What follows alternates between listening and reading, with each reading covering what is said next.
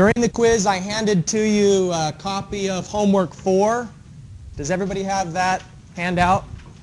Homework 4 is going to be collected next Tuesday, so you've got a week for that, and it includes just 2 problems like this assignment that you handed in today.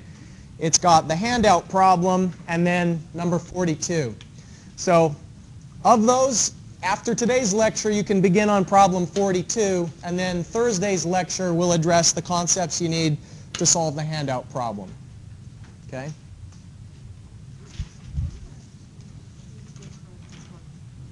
I don't know where that came from. All right. Okay, so any questions about the announcements? All right.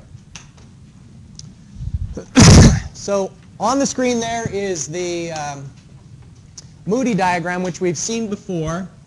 And you'll remember that in the Moody diagram, there is a section for finding the f-values that's flat and a section that's curved. And the region that is to the right of this dashed line, where it's a flat line, that's the region where the flow is what's called fully turbulent. And you're going to grow to love that phrase, fully turbulent, because it enables you to solve problems that otherwise you wouldn't be able to solve by making an assumption. So I've bolded that word assume. What we're going to assume is fully turbulent flow at the beginning of our calculations sometimes, because it's that old catch-22 where we don't know what the flow rate is, so we can't calculate the Reynolds number.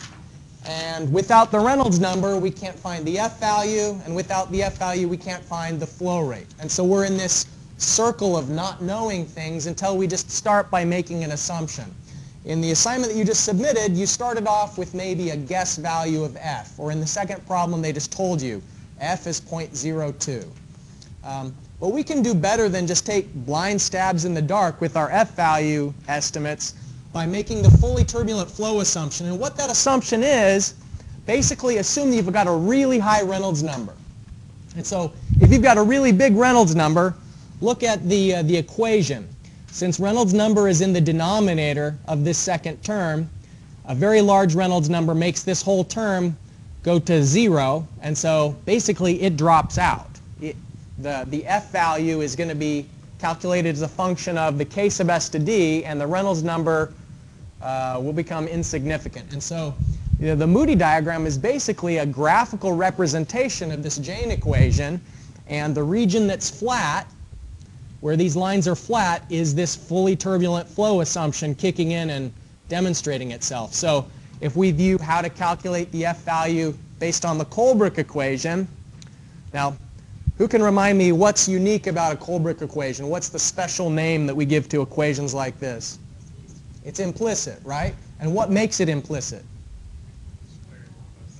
The f-value is on both sides, and so it's very difficult to solve an implicit equation like that. But if you assume a really large Reynolds number, then this second term of the Colebrook equation magically disappears. It doesn't actually disappear. It's just that relative to the k sub s to d ratio, it becomes very small and insignificant. And so the Colebrook equation isn't implicit anymore when you assume fully turbulent flow. So it's a really nice assumption, but we're going to come back to this word assumption because you know what they say about assumptions, right? They say chuck your assumptions. That's what they say in hydraulics. They don't say that other thing. They basically say at the end of the calculation you need to see if that assumption was true, and if not, you need to do another iteration to correct your flow rates for the updated value of f. All right, so that's a tool that we put in our toolbox, the idea of fully turbulent flow. The main thrust of today is applying what's called the Nodal Method. And the Nodal Method comes out of Chapter 5 from Fluid Mechanics. Basically, it's just the continuity equation applied in circumstances where we don't know one of the flow rates. And so just to lay the background, consider that we've got 2 pipes coming into another pipe. It's a junction here. So we've got pipe X, pipe Y, and pipe Z. And there's some certain flow rate through each of these pipes. And by inspection, we can tell that the flow that's going through pipe Z is going to be the sum of the flows that went through pipe X and Y. So those 2 flow rates combine, and that's what gives us the flow through the resulting pipe.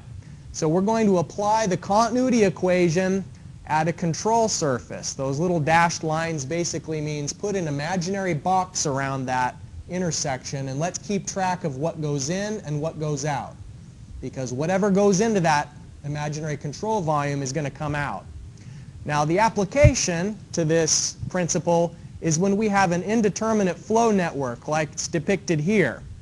We know that a pipe, water's flowing through at a pipe at some known flow rate, and then it splits. And we don't necessarily know how much of the flow is going to go through pipe B versus pipe C. And by the way, this drawing, it actually ends up not mattering if this is a top view or a side view. If it's a side view, just the fact that the one is on the bottom there doesn't mean that more flow will go through the bottom. And if it's a top view, it also doesn't matter if one of them is to the left or one is to the right. There's something else that governs how much of the flow goes through each of the pipes. We'll talk about that on the next slide. When the two pipes come back together again, though, it's that same known flow rate, A, that entered in the original junction. So they split. Some of it's going through here, some of it's going through there. Then they come back together, and it's that original flow rate that was known.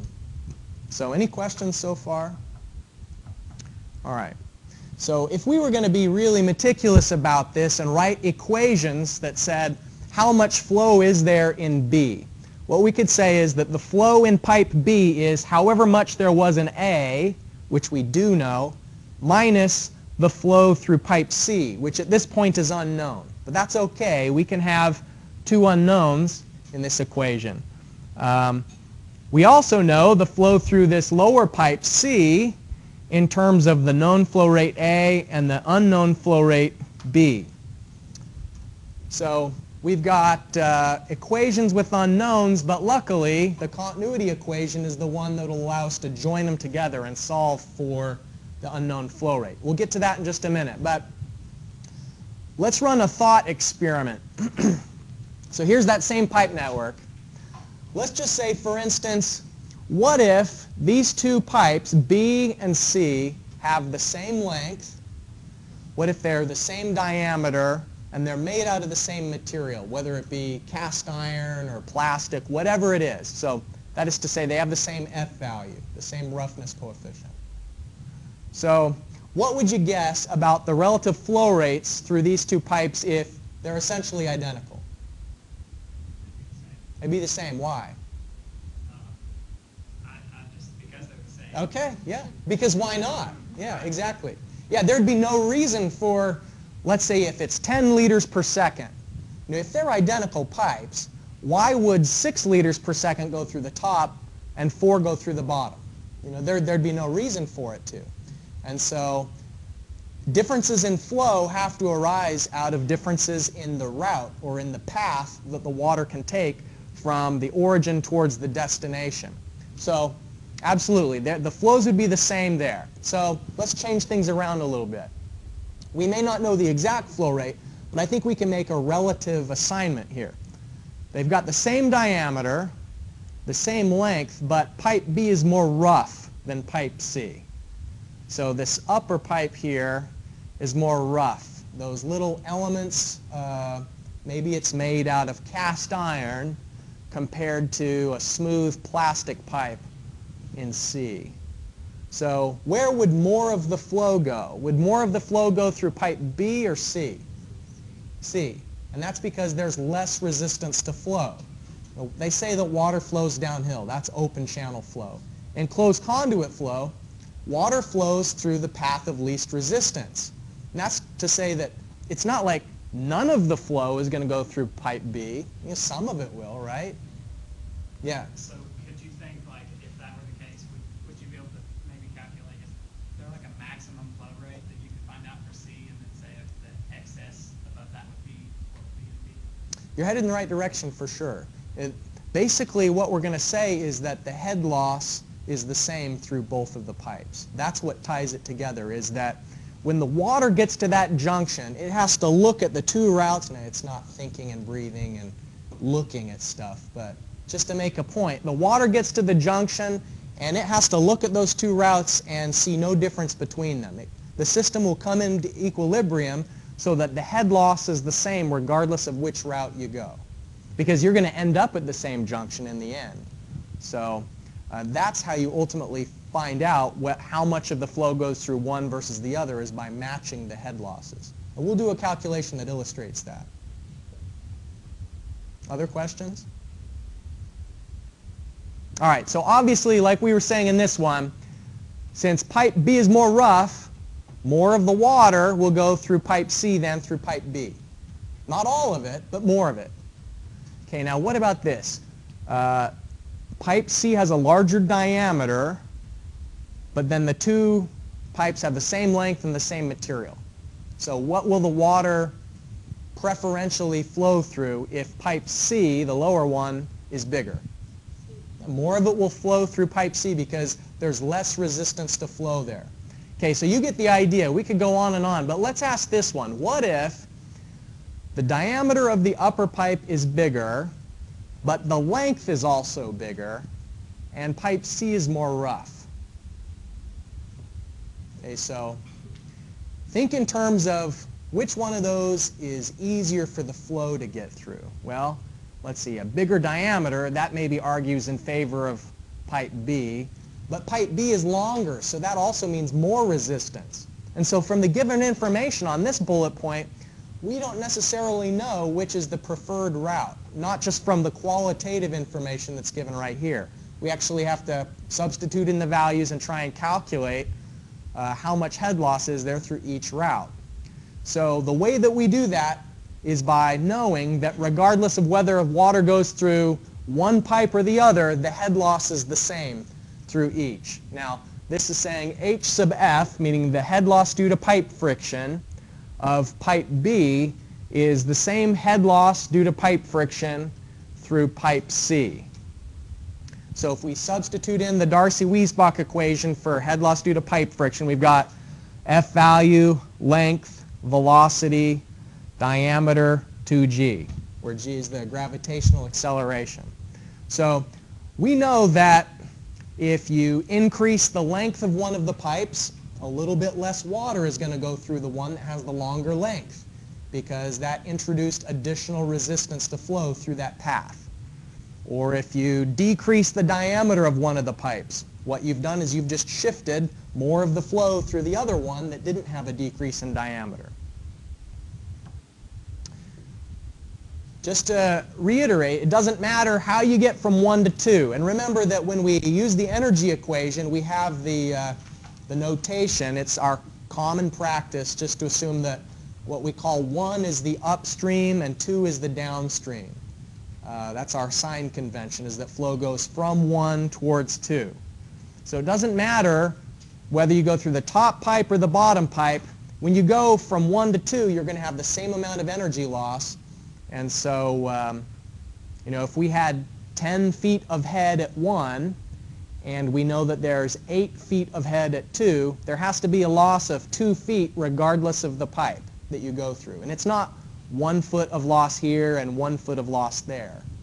It's 2 feet through each, regardless of the route. Okay. So before I introduce the next equation on the next slide, and the equation on the next slide students sometimes find a little bit disorienting. Remind me, what is the energy equation in all its glory? Pressure head, elevation head, velocity head, all right, plus, what do we usually put on the left-hand side of the equation? Pump, okay, pump head. Okay, all the same terms, the 3 terms, pressure, elevation, velocity. What else do we add on the right side of the equation? All right, so we put in the pipe friction and local losses and turbine. All right, good. All right, and so H sub F is the Darcy-Weisbach equation, FL V squared divided by D2G. What about local losses? what are those little factors that are each of the fittings? What variable do we assign those little factors? K. Okay, so it's the sum of the K values times the velocity head. All right, and then turbine head would be given in a problem statement. Okay, so this is the energy equation. This next one, which sometimes seems a little disorienting, is it really that disorienting? So this is the Nodal method. Basically all we're doing is rearranging the energy equation in terms of, we're going to call this H1. We're going to call these three terms H2. And so we're saying H2 minus H1. F, L, and D, well, that's obviously part of the Darcy-Weisbach equation. And we've got a sum of the K values there. So these two terms are accounting for energy loss. So it's friction and local losses that are being combined together. But now this term here is a little bit weird. I'll grant you that. Let's take a look at this. So normally, what we're multiplying FL divided by D by, usually we've got FL divided by D, and we're multiplying it by the velocity head. So V squared divided by 2G. What is it showing here instead? It's showing Q times the absolute value of Q divided by 2G A squared. So it's implying that those two are equal. And so does that make sense? Are they equal? We know that V is Q divided by A from the continuity equation, that flow rate divided by the cross-sectional area, that's how you find the velocity. So it turns out that yes, those two terms are equal because we've got Q squared divided by A squared. That's the same as V squared. We've got Q times the absolute value of Q for kind of an obscure reason that'll make the most sense on Thursday after we work an example in class. It has to do with flow direction. Sometimes you don't know what the flow rate is, and you don't even know the direction of the flow rate in a pipe network. And so you have to guess, but we need to build in some sort of a mechanism for our guess to be proven right or wrong, and then correct ourselves. And so the absolute value of Q, we keep track of the absolute value of Q so that when we have a flow direction, negative means something. Because if we just squared Q, then the negative sign would go away, because -1 times -1 is +1. So that's why this weird business with two Q's, one of them is inside the absolute value. And the same thing for H sub P. You see this H sub P term, well, Q divided by Q is just 1. Well, we're putting in this absolute value of Q in the denominator because flow direction is going to be a part of the solving procedure when we roll out this full example on Thursday. But the main idea that I want to communicate right now is just this is the energy equation. We're going to use the energy equation to try and find out how much head loss there is through pipe networks. Here are all the terms that we're already acquainted with that define the variables in the energy equation. Okay. So any questions before we move on?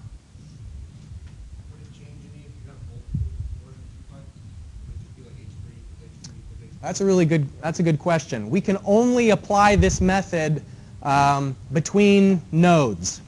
And so are you asking if it was parallel pipes like this? Or are you asking what if it was a pipe network? Here's a reservoir, here's another reservoir. So are you asking about a network that's connected like this or a network like that? One of these? All right.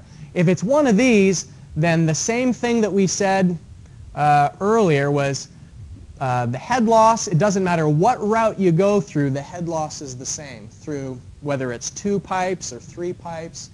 And actually, I'm glad you asked that question. Let me give you a little handout that gives you some procedural tips on a network with 3 pipes. Because that's what you get in the homework, is they're asking you to apply the Nodal method in a 3-pipe situation.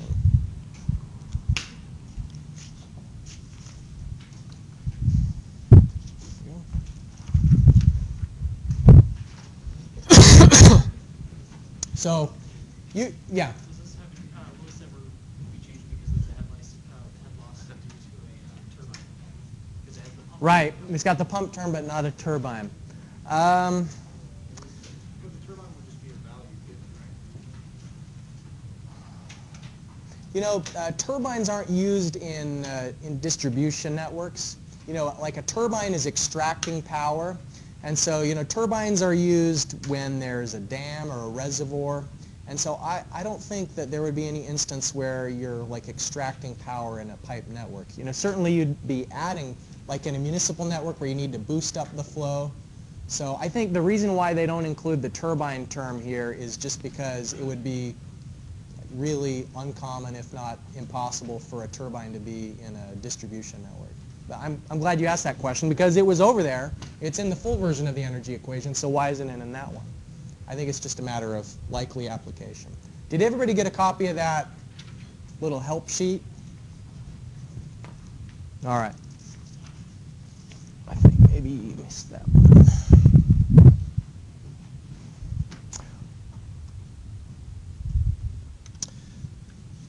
Okay, so how does this fit together with the pipe network where it's splitting into just two pipes? Let's start with baby steps with this two-pipe network, and then you'll be able to do the three-pipe network for the homework.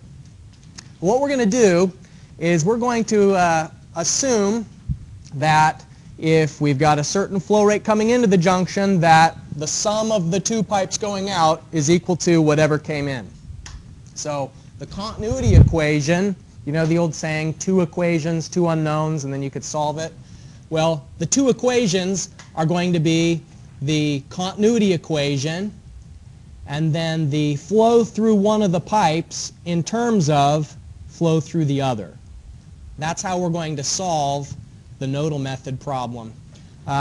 Let's use this as an example. So we have a branching network. We've got a branching network, and the flow into the network is 3 meters per second. This is kind of a lengthy example, which we'll just do the first part today, finding the flow through the pipes. Later on, we're going to extend this example to find out what's the pressure at the junctions. You can see that in this table, they're giving you the physical elevation of each of these junctions, A, B, C, and D. We'll start off with defining the flow rates, and then once we've solved the flow rates in a later class, we'll extend this to find out the pressure at each of the junctions. So what we know, it's galvanized iron pipe, so it's got the equivalent sand roughness of 0.15 millimeters. All the pipes are the same material. But as you can see, there's a difference in diameter and lengths. So pipe 2, which is this upper one, it has a length of 500 and a diameter of 500 millimeters. Pipe 3, this lower one, has a smaller diameter of 400 millimeters and a longer length of 550 meters. Okay, so by a show of hands, who thinks that more flow is going to go through pipe 3? Who thinks more flow on a relative basis is going to go through pipe 2? Brett, why is more flow going to go through pipe 2? All right, both of those things argue in favor of more flow is going to go through pipe 2. Exactly right. Okay, so what I'd like you to do is start off by applying the fully turbulent flow assumption. So remember, we don't know what is the velocity through each of those pipes. See, we know the velocity through pipe 1 because we know the flow rate is 3 meters per second. But we don't know the velocity through 2 or the velocity through 3 because we don't know how the flow is going to be split. We suspect that probably more of the flow is going to be going through pipe 2 than pipe 3. We know that pipe 2 is preferential, but how much is the velocity? We don't know. So without the velocity, we can't calculate the exact F value with the Jane equation. So what I'd like you to do is take a crack at this problem by, first of all, using the fully turbulent flow assumption to find an estimate, an assumed value of F based on that fully turbulent flow assumption. And once you know F, then you set the head loss through both of the pipes equal to each other. So once you find F, we're going to say that F through pipe 2, L V squared divided by D 2G is equal to F L V squared divided by D 2G. So this is what arises out of saying that the head loss through both of the routes is equal. We know this, and we also know that Q2 plus Q3 is equal to 3 cubic meters per second. Okay, so I'm going to give you a head start on that. Begin with the F values, and then we'll see how it goes.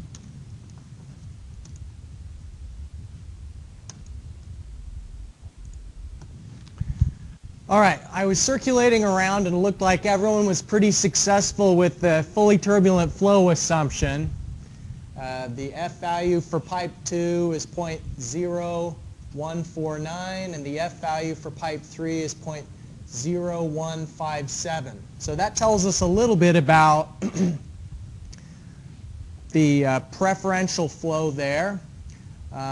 It looks like there's going to be less head loss through pipe 2 just on account of the ratio of the equivalent sand roughness and the pipe diameter. So pipe 2 has a lot going for it. It's got the bigger diameter, shorter length, and also it's smoother than pipe 3. So we just keep that in mind, and we want to see at the end if the calculations, if the quantitative solution matches what qualitatively we figured out would be the reasonable result in the beginning. All right, so we set the two head losses equal to each other. At this stage, we're saying it doesn't matter what route the flow takes, the head loss is going to be the same through each of the pipes. And so the Darcy-Weisbach equation through pipe 2 is equal to the Darcy-Weisbach equation through pipe 3. Any questions up to this point? We just rearranged symbolically to isolate V2. You didn't have to do it that way. And as I was looking around, it seemed like some people were solving in terms of the unknown velocity V3. That would also be fine. It's just, they're both unknown. We're going to find one and then substitute it into the continuity equation and solve for the other. Okay, so since 2G is in both the numerator and the denominator, I just canceled those terms out before substituting in the values that we know for the diameter in 2, F value through 3, and so on. So putting all of those in, we find out that the velocity through 2 is 1.204 the velocity through 3. So the velocity through pipe 2 is greater than the velocity through pipe 3. We know the ratio between them. And at this point, we're in the home stretch for solving the problem, because all we have to do now is substitute it into the continuity equation. A continuity is saying at that junction where we put the imaginary box, that control volume, and we're balancing the flow in and the flow out, that the flow into the junction, which was 3 meters per second, equals the flow out through pipe 2 and pipe 3. So the area times the velocity is the flow rate. And so breaking it down into the component areas and velocity, and the area was already calculated for you. You didn't even have to use the diameters to calculate the cross-sectional areas. So we substitute in what we know. Here's the area for pipe 2, the area for pipe 3. And we don't know at this point the actual V2 and V3 yet, but we'll put in the substitution. We'll leave V3 here. And what we know is that V2 is 1.204 V3. And by making that substitution, now there's only one unknown.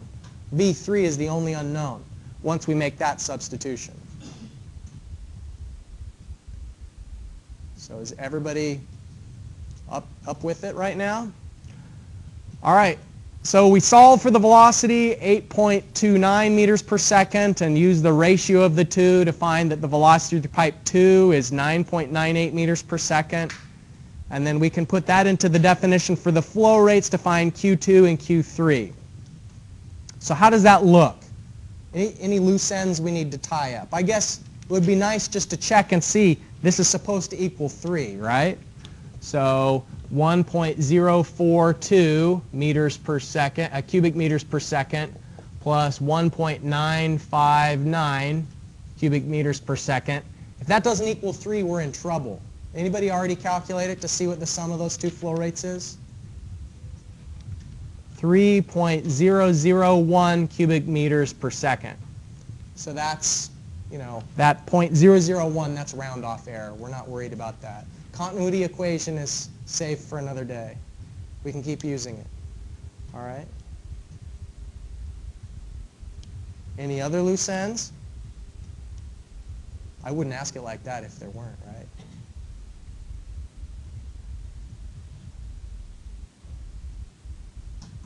Any ideas on something we want to check?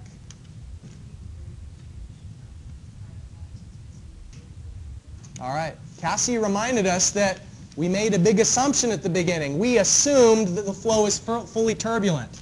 There's plenty of cases when it's not. Let's look at the Moody diagram again. Okay?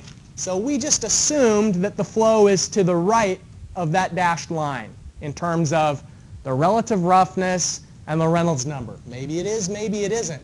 When it is, it sure makes it easy to calculate the F value, but let's double check and see if that's the case. Let's verify the fully turbulent flow assumption. And like in a quiz, in an exam, you need to remember to do that verification. So let me erase this and we'll go through and check. Now that we know the actual velocity from our calculations over there, we know the velocities, and so now we can calculate the Reynolds number. All right, so what's the Reynolds number through pipe 2?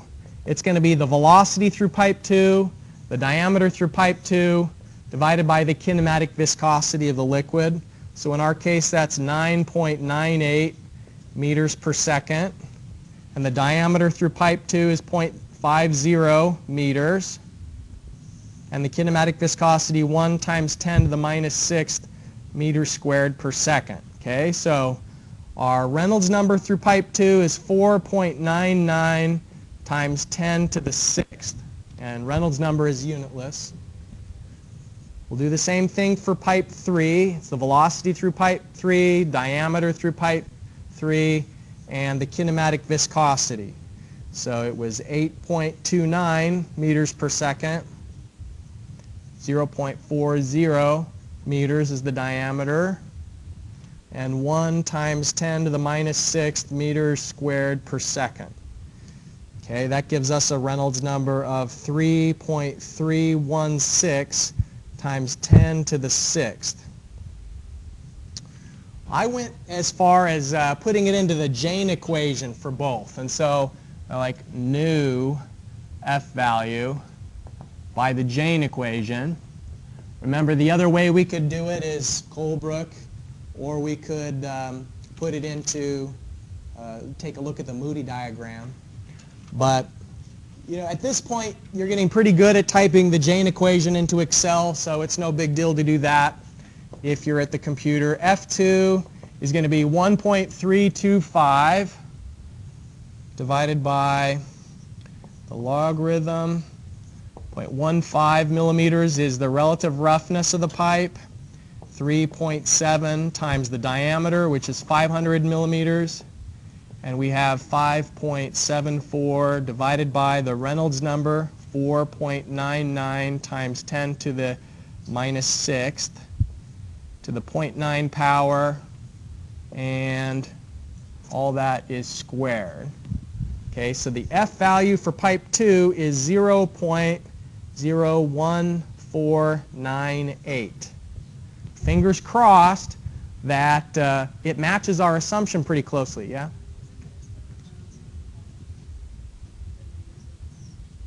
Oh, you're absolutely right. Yep, thanks for catching that. Yeah, Reynolds number is positive. 4.99 times 10 to the 6th. That wasn't times 10 to the negative 6th. 10 to the negative 6th is the kinematic viscosity. Since that's in the denominator, 4.99 times 10 to the 6th. Right.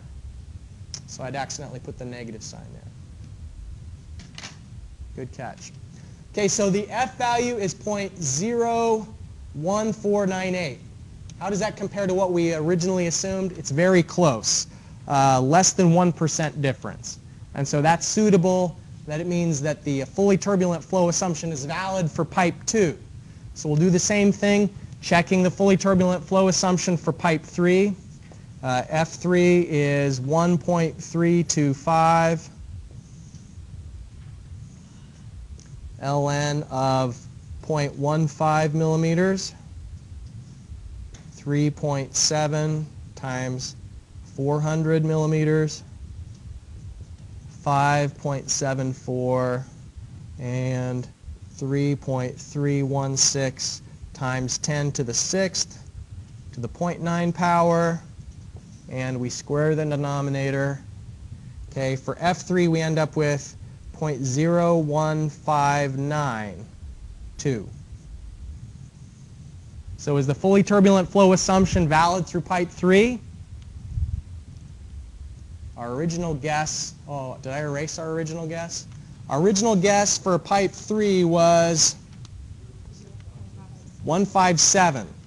So we're saying 159. That's within 1%, so it's good. The solution is valid. Those are the flow rates. The problem is finished. But what if the fully turbulent flow assumption hadn't been valid? What would we do? Okay, we'd do it again. So how would we do this whole thing over again from the beginning? What would be like our next move? Use the Reynolds numbers that you found and Yeah, yeah, exactly right. We'd use these new F values instead of the assumptions. And so actually it's not that hard the next time through. Okay, all we've got, assuming that, you know, like even if we were super picky and we wanted to redo this one with a slightly different F values, well, all we have to do is just go over here. Everything else is the same except for these F values. So it's just going to really change the ratio a little bit, the ratio that V2 is 1.204 V3. I mean, it would maybe say, if we put in our new F values, 1.2041. You know, that's the scale of how small the change would be since our assumption was okay. Sometimes the assumption won't be okay, and you'll need to redo it with your updated F values, and it will change the flow rates around a little bit. But Control C, you know, when you've got it in the spreadsheet and all you're doing is copy and paste, it's not a big deal when you've just got minor edits for the next iteration. All right. Any other questions about the example before we move on?